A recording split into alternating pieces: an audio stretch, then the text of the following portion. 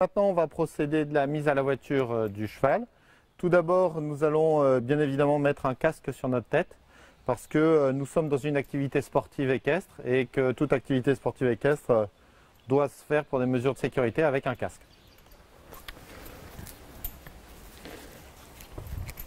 Ensuite, on va vérifier que pour la mise à la voiture, nous soyons sur une surface plane pour que ce soit facile bien évidemment à atteler.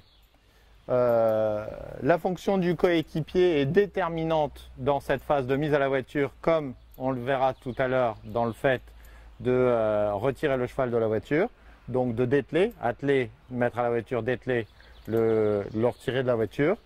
Le groom, donc le coéquipier qui s'appelait groom avant, mais qui est un coéquipier, va nous amener le cheval et il va le prendre que sur une guide, ce qui va lui permettre d'avoir le contrôle des hanches.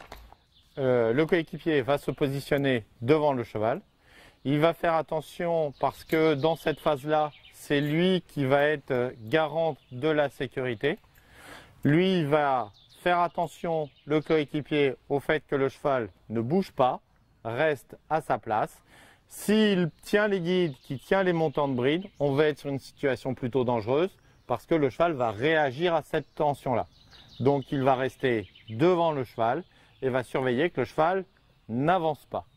Bien évidemment, le meneur est responsable de son équipage, mais dans cette phase-là, le coéquipier a une fonction déterminante sur la sécurité.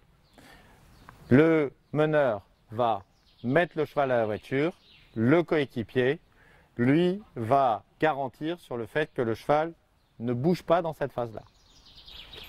Maintenant que nous sommes installés, je vais attraper la voiture donc par la gauche, attraperai mes brancards, en sachant que là j'ai une particularité, c'est que mes deux brancards sont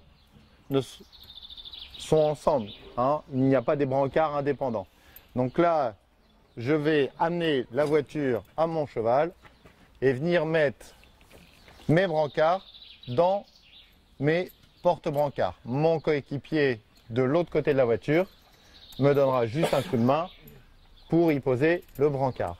Comme on vient de le voir, nous avons amené la voiture au cheval et on n'a pas amené le cheval à la voiture.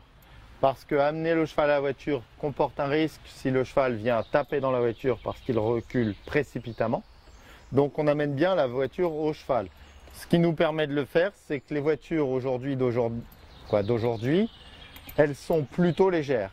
Dans le cas où on va continuer à amener le cheval à la voiture, c'est quand on va se retrouver dans un cas de figure où la voiture ne peut pas bouger. Un gros tombereau, ce type de voiture où là, bien évidemment, on va amener le cheval à la voiture. Ensuite, première chose, maintenant que j'ai posé mes brancards, je vais passer mes contre-sanglons de porte-brancard dans mon œillet de porte-brancard ainsi que dans le passant, sans les sangler, et je vais aller faire la même chose de l'autre côté.